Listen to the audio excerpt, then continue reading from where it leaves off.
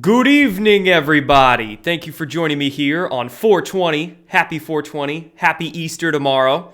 Whatever you choose to celebrate, either, both, none, whatever you do, hope you're having a fantastic time doing so. I know it's been a few days. I haven't been on this channel really since, I think, Tuesday. I got back from Hawaii on Monday, went live on Tuesday, and haven't done a video since then. The reason being is because I've been pretty sick.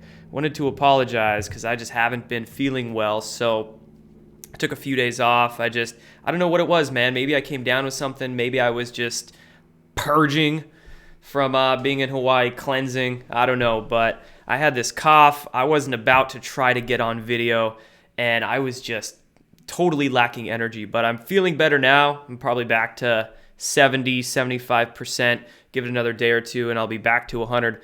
But good enough to get on the computer here and go through some things going on with you guys. I've got a lot of catching up to do.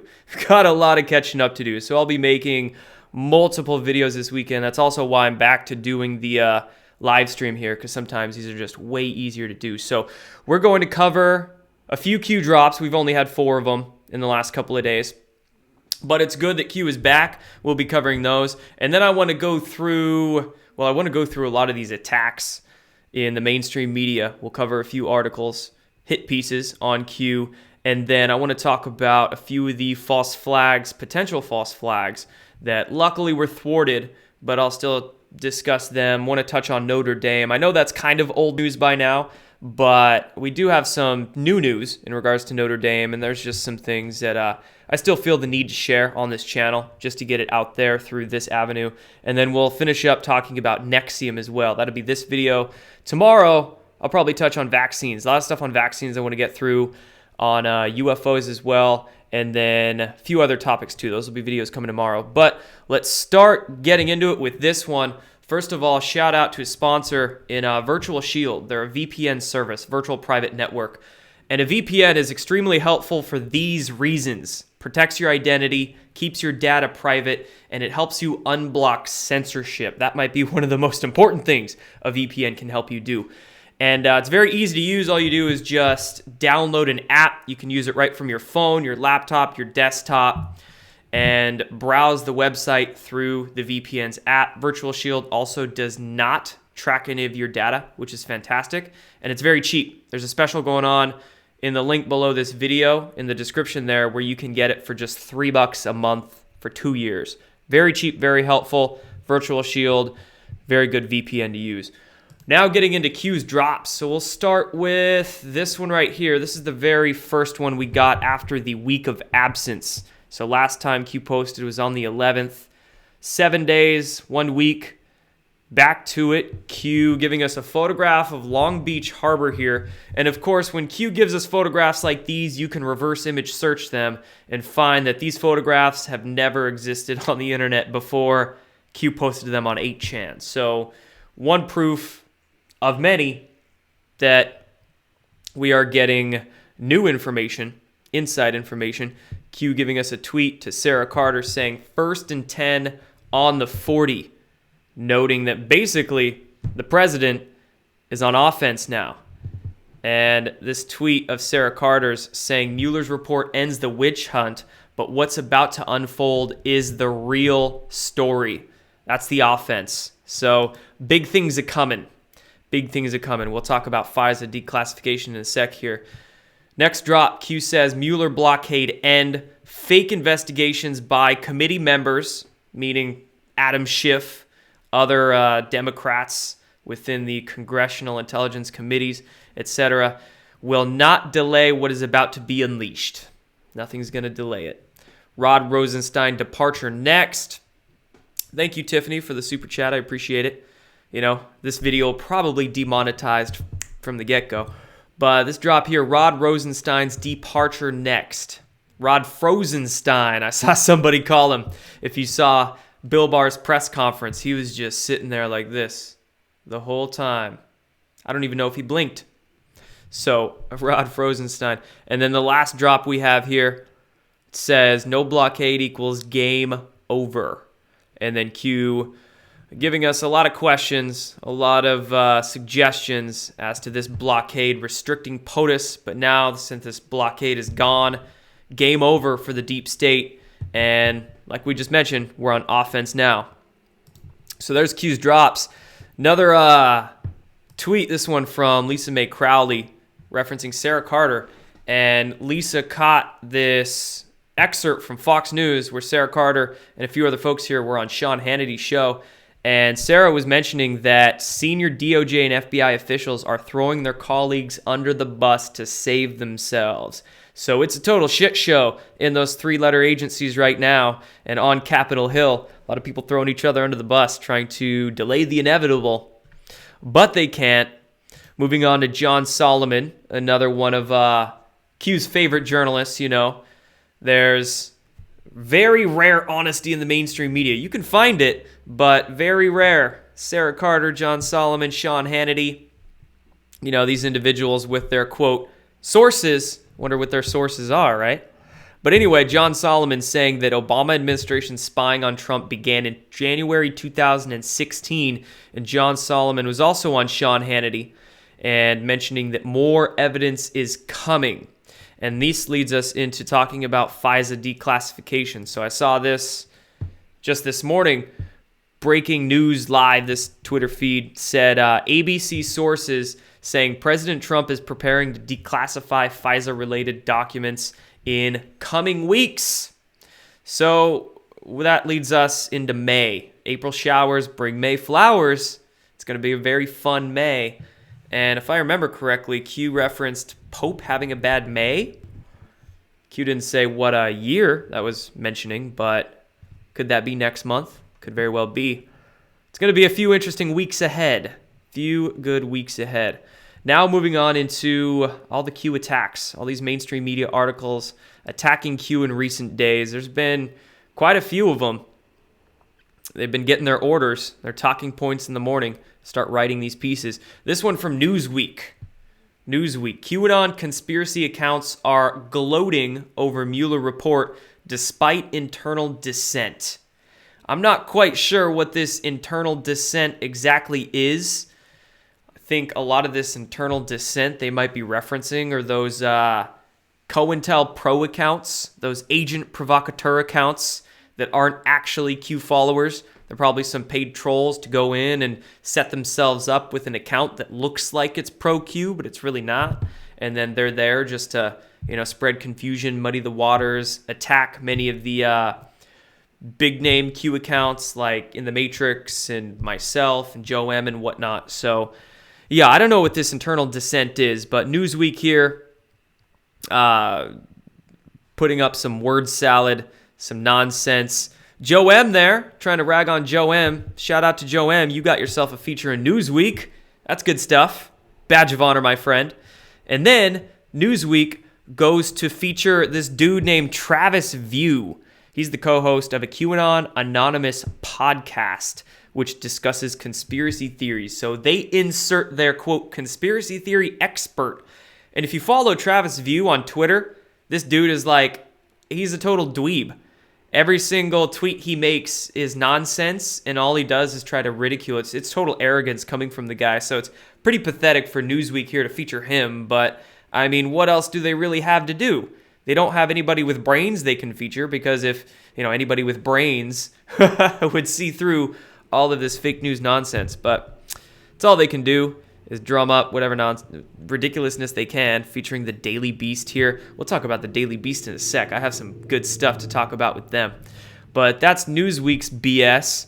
Moving on into the, New York magazine here, The Intelligencer. This one just came out yesterday. It says, QAnon is the standard Trump train now.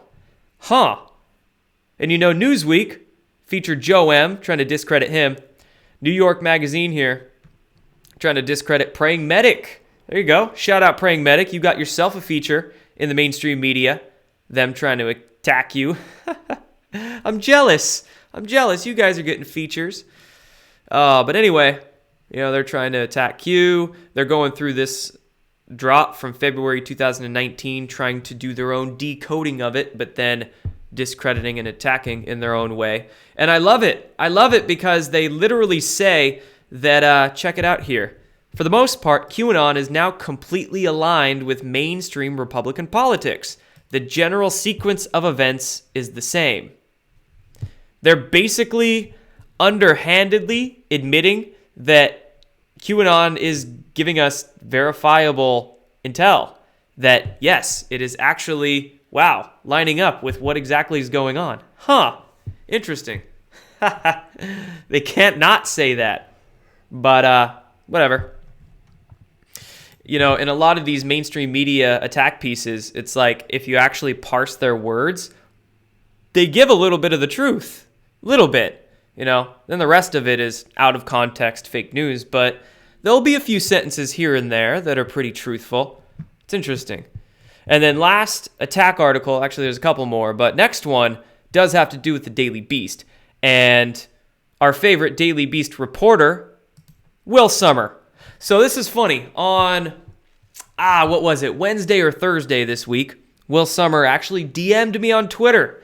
He DM'd me, and you can see it right here. I have no shame. I'll throw this out for the public to see. These are his DMs to me. But he said, "Hey, Jordan, what's Q World expecting from the Mueller release tomorrow?"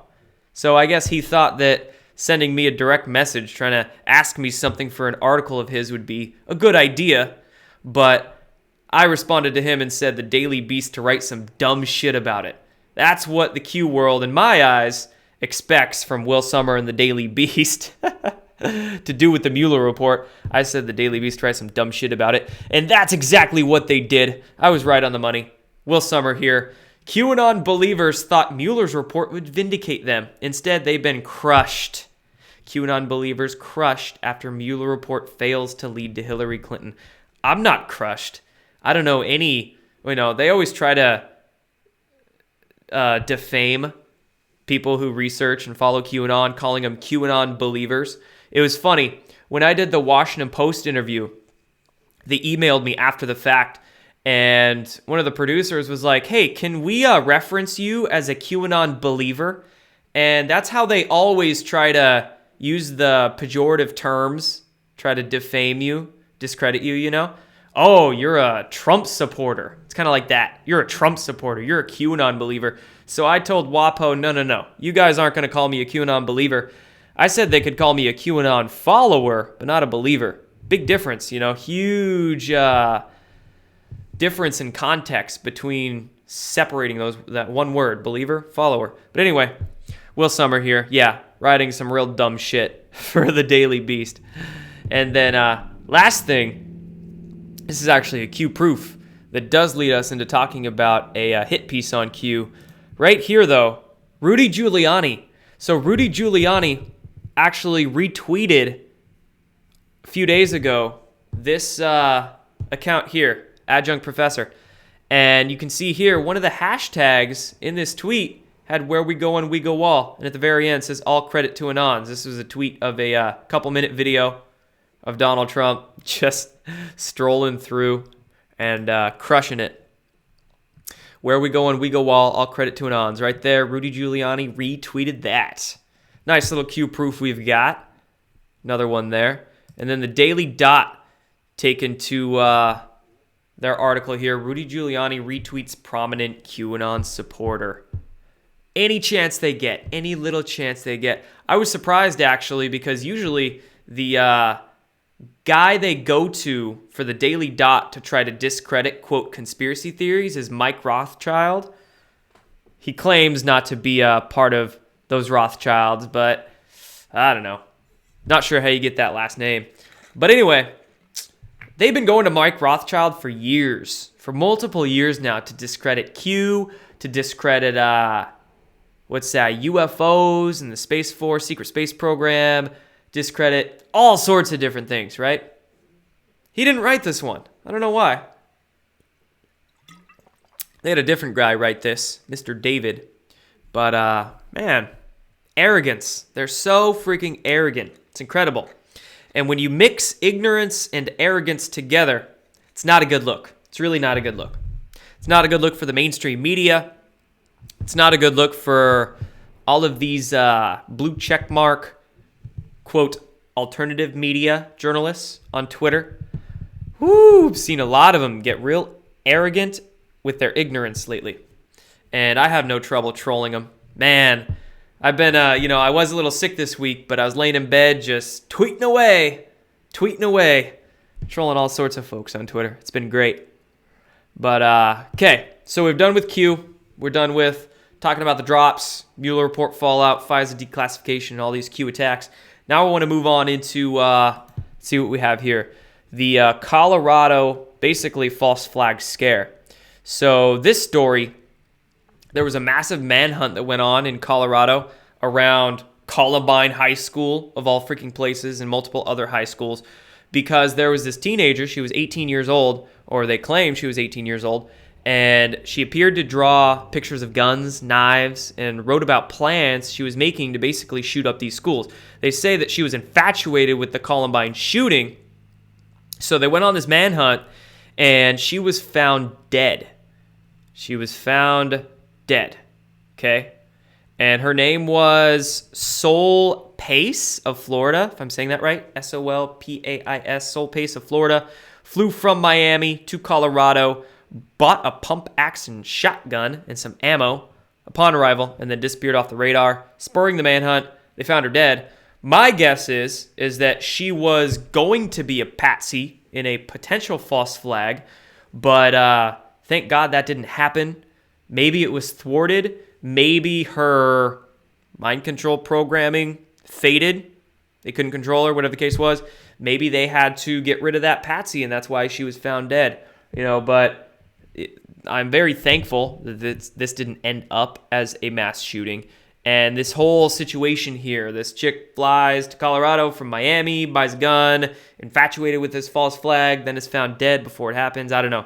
Totally seems like mind control programming gone wrong. And then they had to, avert that.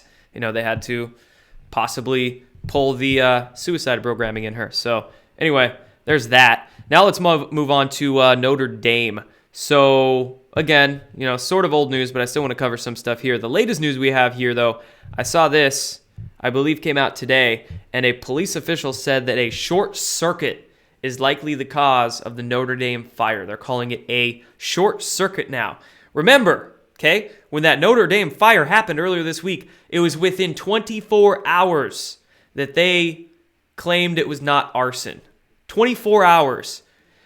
Now, I had a lot of former fire investigators DMing me, talking to me about this Notre Dame fire after it happened, and every single one of them said no fire investigation is going to conclude within 24 hours and be able to be ruled out of arson.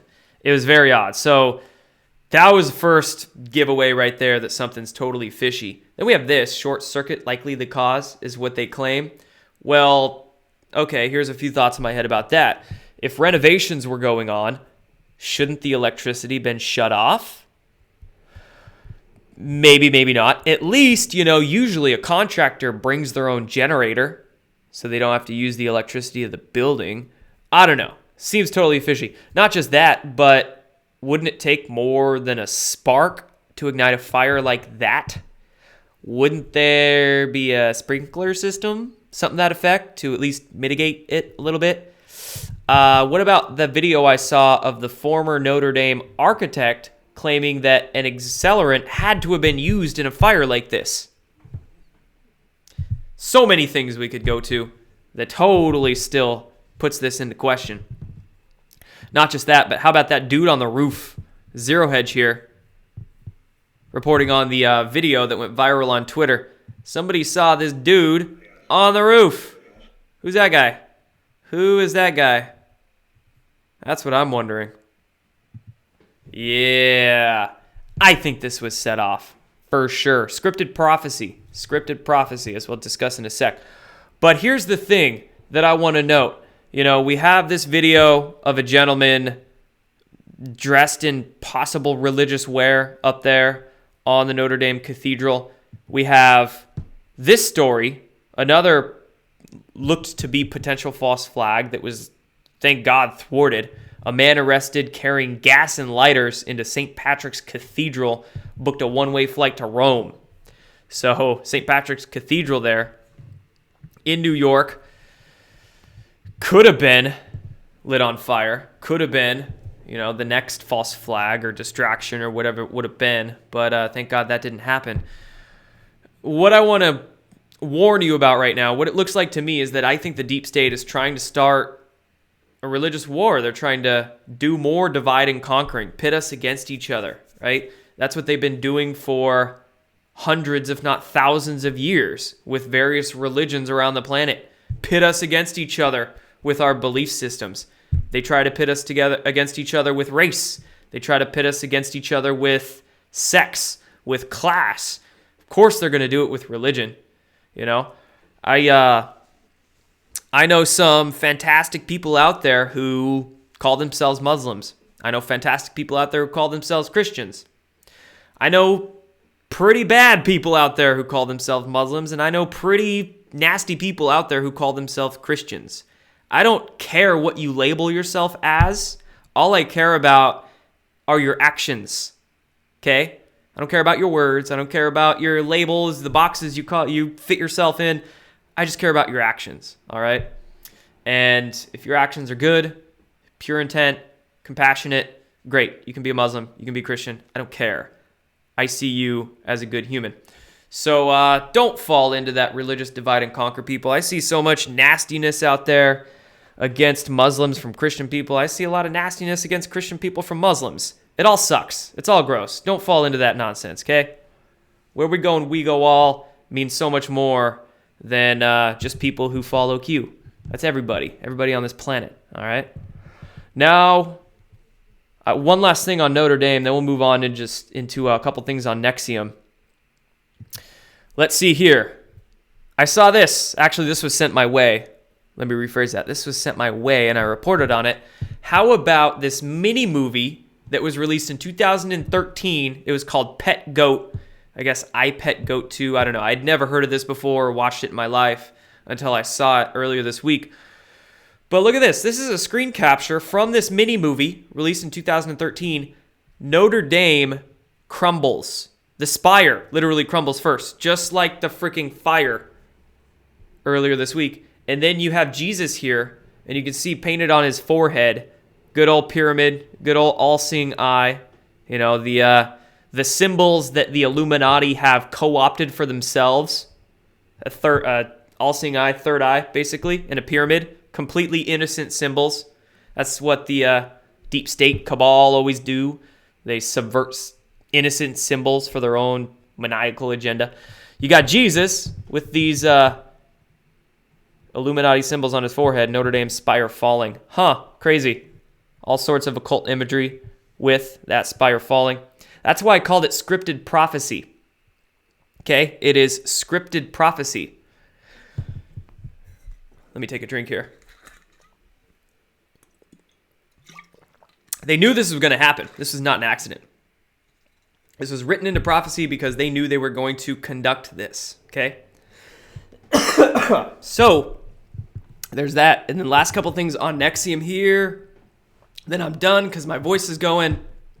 NXIVM sex cult's alleged illegal political contributions reportedly went to Hillary Clinton.